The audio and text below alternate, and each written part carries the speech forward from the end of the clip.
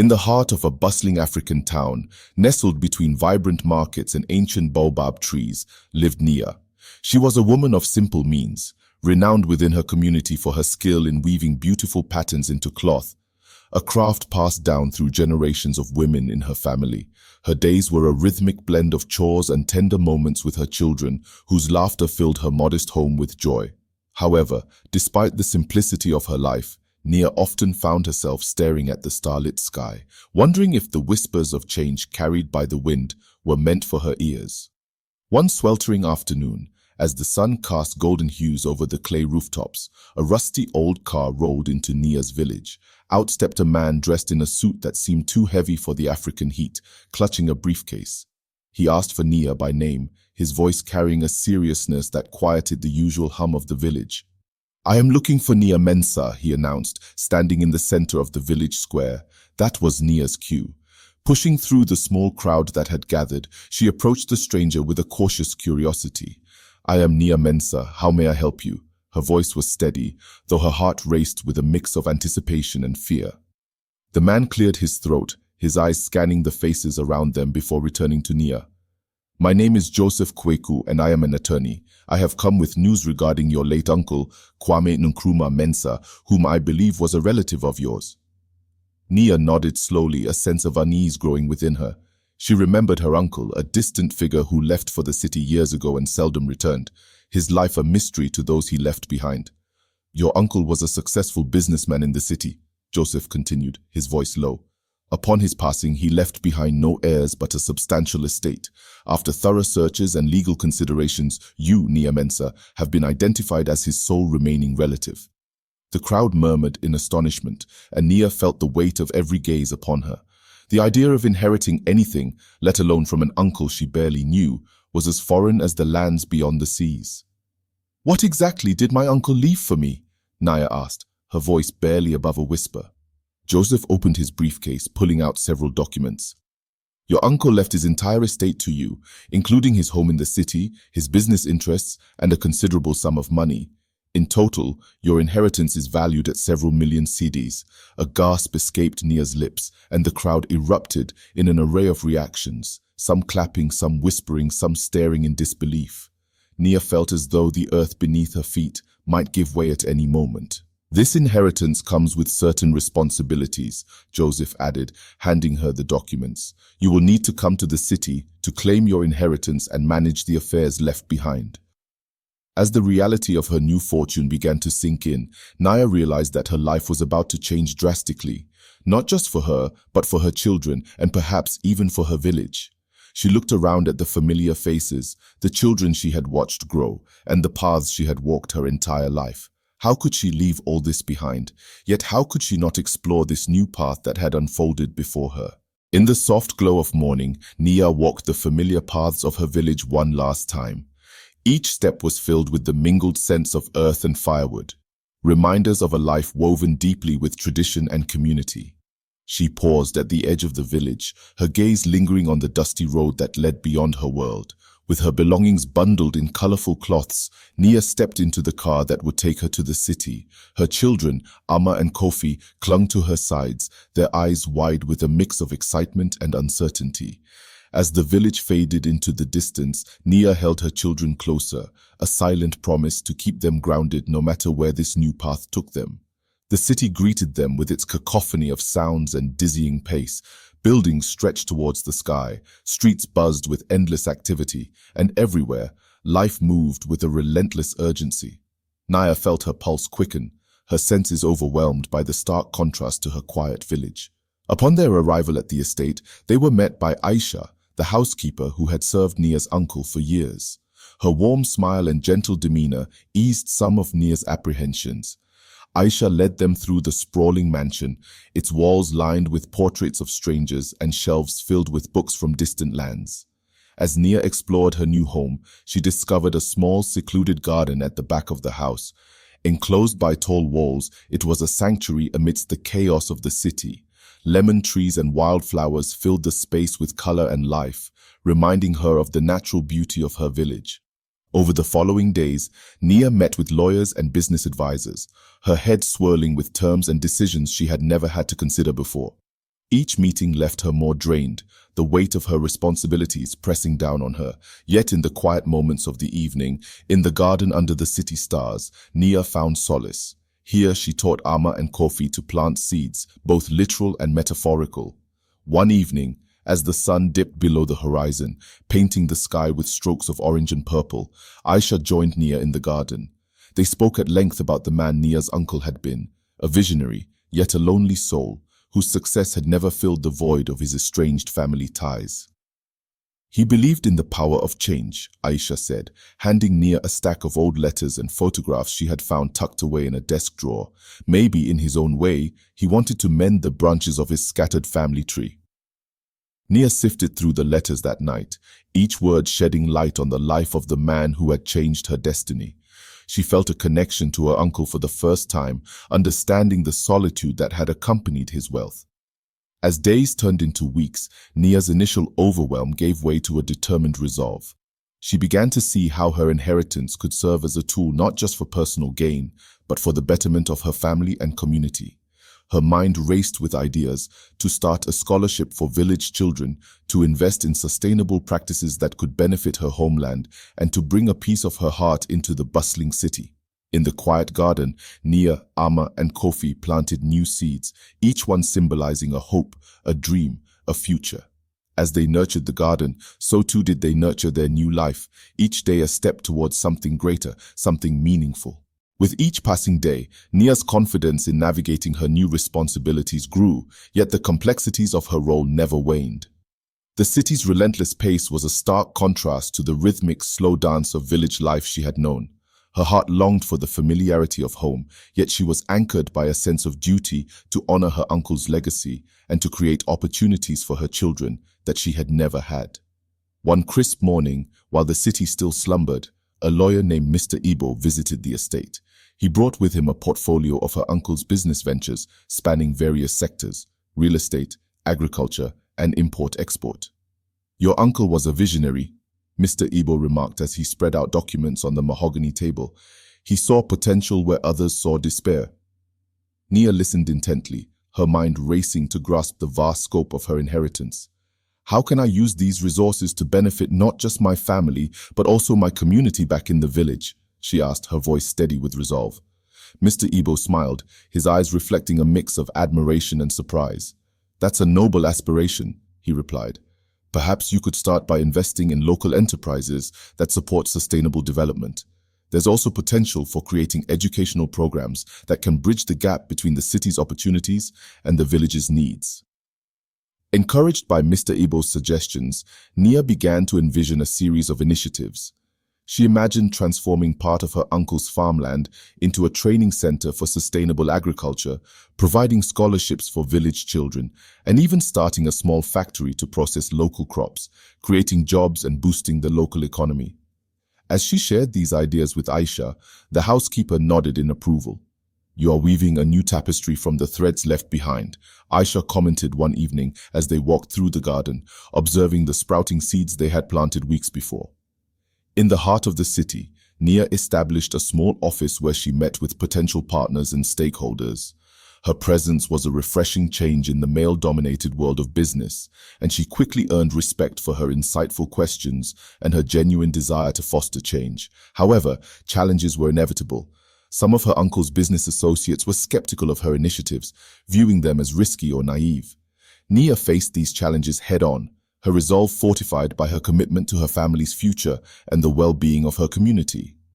One particular afternoon, a meeting with a group of investors took a discouraging turn. They questioned the viability of investing in rural education and sustainable practices, arguing that the returns would be too slow. Nia listened quietly, then responded with a calm yet passionate argument about long-term impact versus immediate gains. "We are planting seeds for a future we may not see," she said, her voice echoing in the boardroom. "But just as the garden in my home will one day flourish, so too will these investments in our people and our land."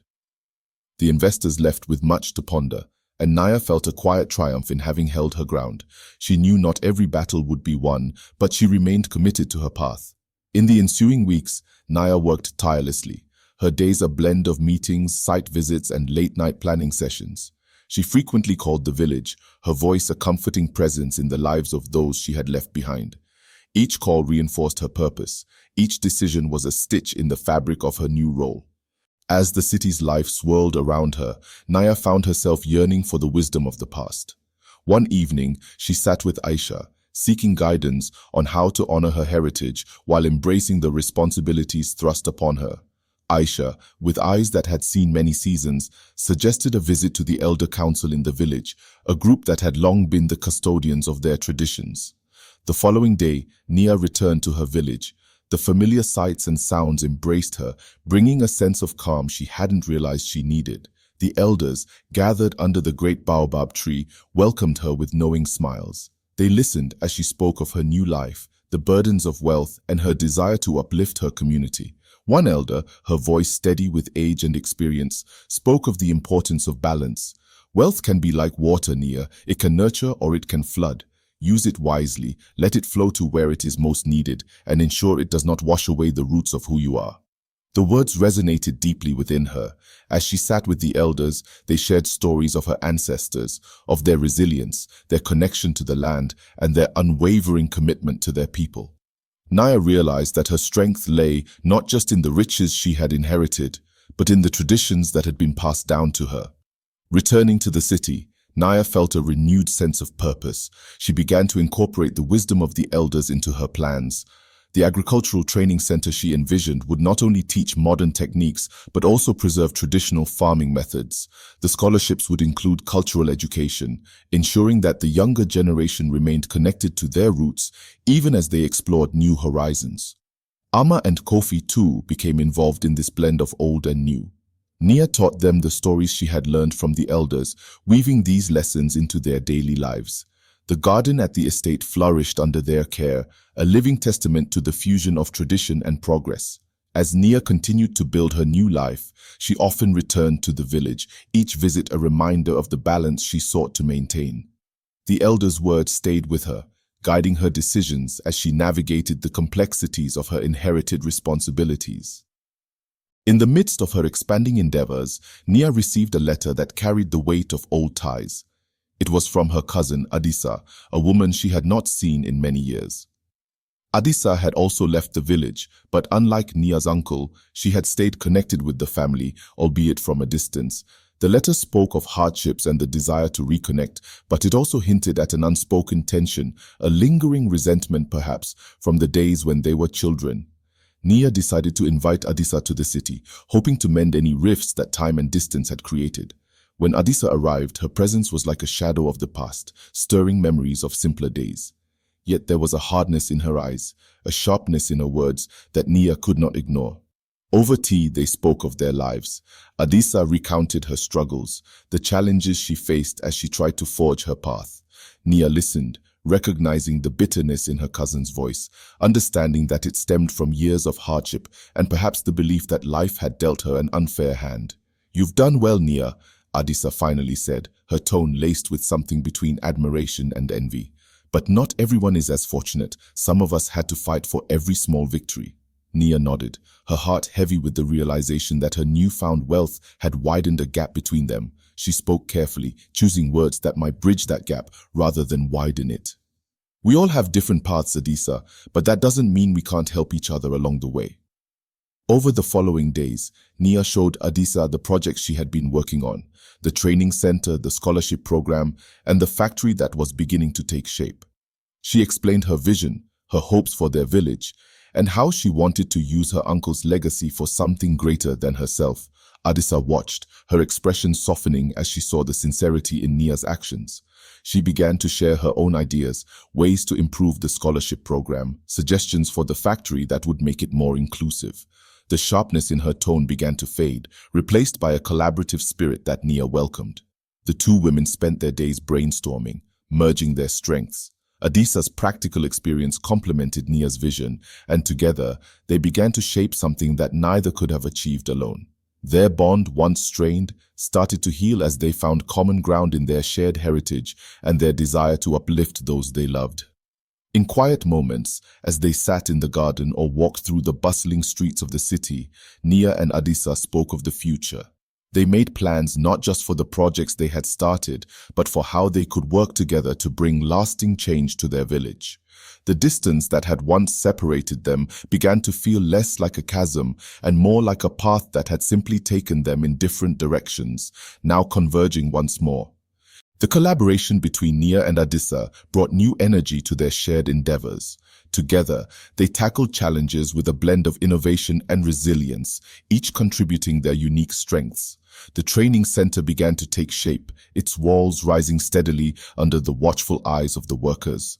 The factory too buzzed with activity, its potential growing with each passing day. But as their projects flourished, so did the complexities. The city, with all its opportunities, also harbored obstacles that neither woman had anticipated. One afternoon, as they reviewed plans for the factory, they received word of a legal issue, a dispute over land rights that threatened to halt construction. The news hit them like a wave, leaving them momentarily stunned. "We need to address this immediately," Adisa said, her voice firm but laced with concern. Nia agreed, and they quickly arranged a meeting with the lawyer, Mr. Ibo. The issue, they learned, stemmed from an old claim on the land, one that had been buried in paperwork and forgotten until now. As they delved into the details, it became clear that resolving the matter would require not just legal expertise, but also delicate negotiation with the parties involved. Nia and Adisa, despite their determination, felt the weight of the situation pressing down on them. That evening, as the sun dipped below the horizon, casting long shadows across the city, Nia and Adisa sat in the garden. The air was thick with the scent of jasmine, and the distant hum of the city seemed to fade into the background. "We've come too far to let this stop us," Nia said, her voice steady, "but we need to approach this carefully. We can't afford to make enemies." Adisa nodded, her gaze fixed on the ground. "We need to find a way to make this work for everyone involved. If we can offer something that benefits all parties, perhaps we can avoid a prolonged conflict." The following days were a blur of meetings, negotiations, and sleepless nights. Nia and Adisa worked tirelessly, reaching out to the stakeholders, listening to their concerns, and seeking common ground. Their efforts were not without setbacks. There were heated arguments, moments of doubt, and more than one occasion where it seemed they might lose everything they had worked for. But slowly the tides began to turn. Through persistence and empathy, they managed to broker a deal that satisfied all parties. The land dispute was resolved, and construction resumed, albeit with new conditions that required careful management. The experience left them both exhausted but also more connected than ever. They had faced the fire together and in doing so, had forged a bond that neither time nor circumstance could break. The projects continued, now with a renewed sense of purpose and a deeper understanding of the challenges they might still face.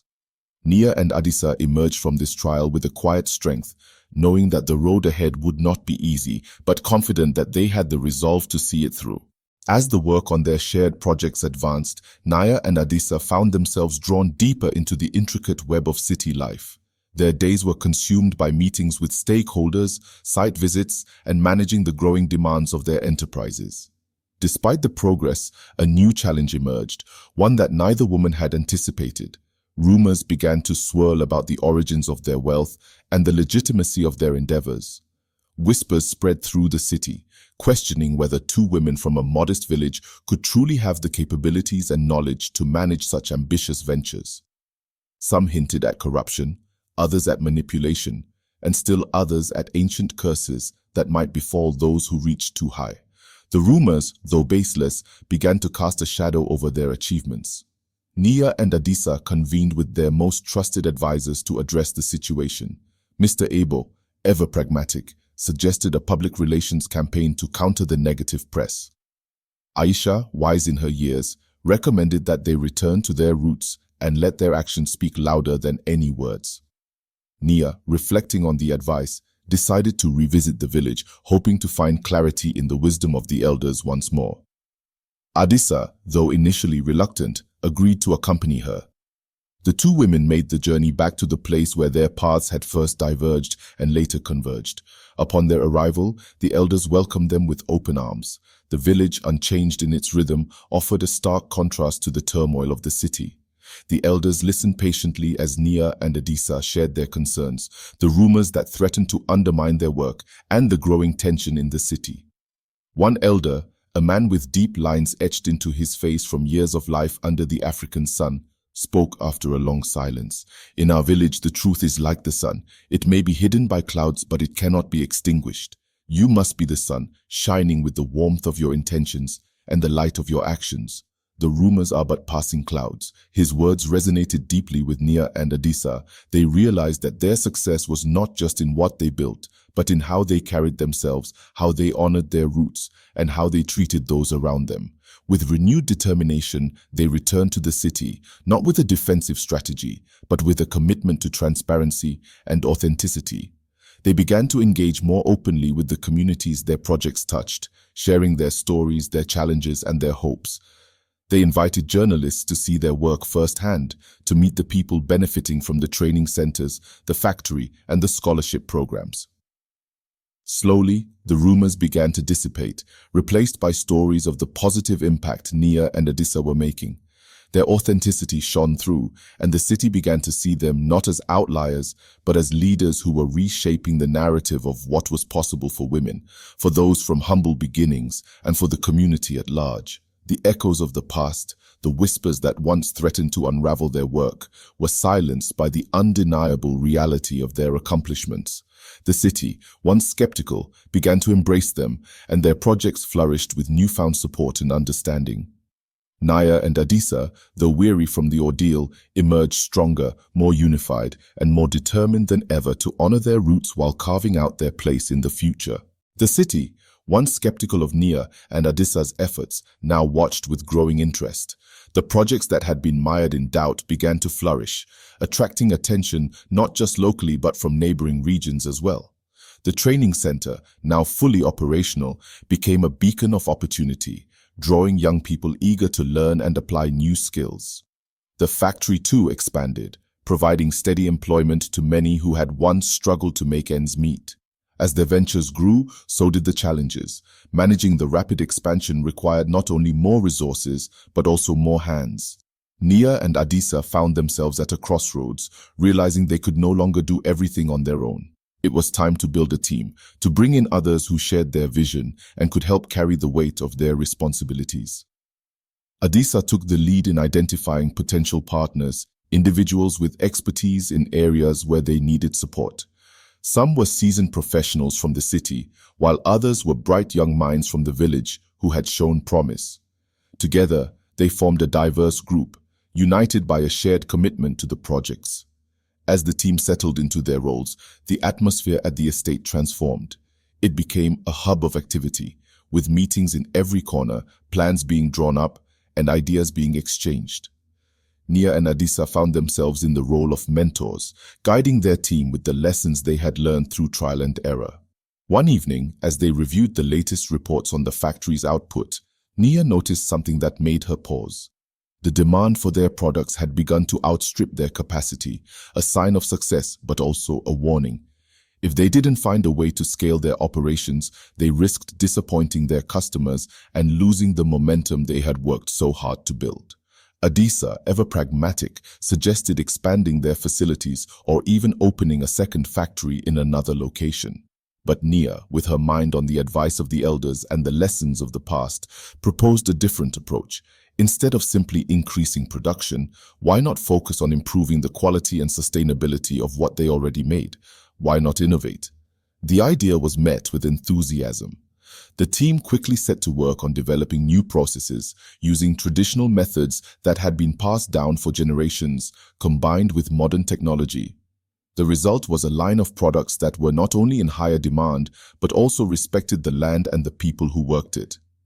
Word of their innovation spread, attracting new customers and partners. The city, once skeptical, now celebrated their achievements, and their story began to inspire others who had doubted their own potential. As the projects continued to grow, Nia and Adisa found a rhythm in their work, a balance between the demands of the city and the values they held dear. The winds of change had blown through their lives, carrying them to heights they had never imagined. But through it all, they remained grounded, their roots firmly planted in the rich soil of their heritage. As Nia and Adisa's ventures reached new heights, the connections between the city and their village grew stronger. The training center became a hub of activity where young people from the village and beyond gathered to learn not only modern techniques but also the wisdom of their ancestors. The factory, now running at full capacity, became a model for sustainable production, drawing attention from other regions seeking to replicate its success. But with growth came new responsibilities. The scale of their operations demanded more attention, and the decisions they made now would have lasting impacts not only on their businesses, but on the lives of many who depended on them. Naya found herself spending more time in meetings with government officials and industry leaders, navigating the complex landscape of regulations and market demands. One afternoon, as Naya reviewed the latest contracts, she received an unexpected visit from an old friend from the village, Kojo, who had once been a close companion in her childhood. He had left the village years ago to seek his fortune elsewhere, but had recently returned, drawn by the changes he had heard about. Kojo's arrival brought a wave of nostalgia, reminding Nia of the simpler days before the weight of her current responsibilities.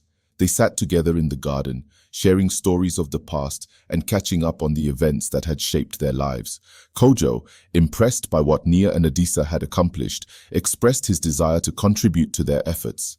"I've seen what you've done here, Nia," Kojo said, his voice filled with admiration. "But there's so much more we can do. The village has always had talent, but now, with the right support, we can bring that talent to the world." His words struck a chord with Nia. She had always wanted to give back to her community, to lift others as she had been lifted, but she had been so focused on managing the present that she hadn't considered the full potential of the future. Together with Adisa, they began to explore new ideas. They discussed creating a cultural exchange program that would allow people from the village to travel and learn from other communities, bringing back new knowledge and skills. They also considered expanding their educational initiatives, offering scholarships not just for traditional studies, but also for apprenticeships in various trades. The more they talked, the clearer their vision became. This was not just about building businesses or providing jobs. It was about creating a legacy, one that would empower future generations and preserve the rich heritage of their people. As they laid out their plans, they encountered challenges, finding funding, securing partnerships, and managing the expectations of those who were wary of change. But with each obstacle, they found new solutions, drawing on the strength of their team and the support of their community. The momentum they had built over the past few years now seemed unstoppable. The training center expanded its curriculum, the factory introduced new lines of products inspired by traditional designs, and the cultural exchange program began to take shape, with the first group of participants preparing to embark on their travels. Nia, Adisa, and Kojo found themselves standing on the threshold of something much larger than they had ever envisioned. They were not just building businesses, they were weaving a tapestry of opportunities, one that would connect the threads of their past with the possibilities of the future. And as they looked ahead, they knew that the work they were doing would continue to grow, to evolve, and to touch lives in ways they had only begun to imagine. The seasons turned, and with each passing year, the fruits of Nia and Adisa's labor became more evident. The village, once known only for its simplicity, now flourished as a beacon of innovation and cultural pride. The projects that began as mere ideas had grown into institutions that touched every aspect of life, from education to industry, from the preservation of heritage to the forging of new paths. The cultural exchange program, once just a hopeful conversation in the garden, had sent dozens of young people abroad, returning with fresh perspectives and skills that enriched their community. The training center, now a respected institution, produced artisans, farmers, and entrepreneurs who were not only skilled in their crafts, but also deeply connected to their roots. The factory, which had started with modest ambitions, expanded its operations to include new products that celebrated the artistry and traditions of the region. Each item bore the mark of its origin, a testament to the rich cultural tapestry from which it was drawn. The demand for these goods spread beyond the city, reaching international markets that prized their uniqueness and authenticity. On a warm evening, as the village prepared for the annual harvest festival, Nia, Adisa, and Kojo stood together on the hill overlooking the fields. The land, which had nurtured their ancestors, now thrived under the stewardship of a new generation.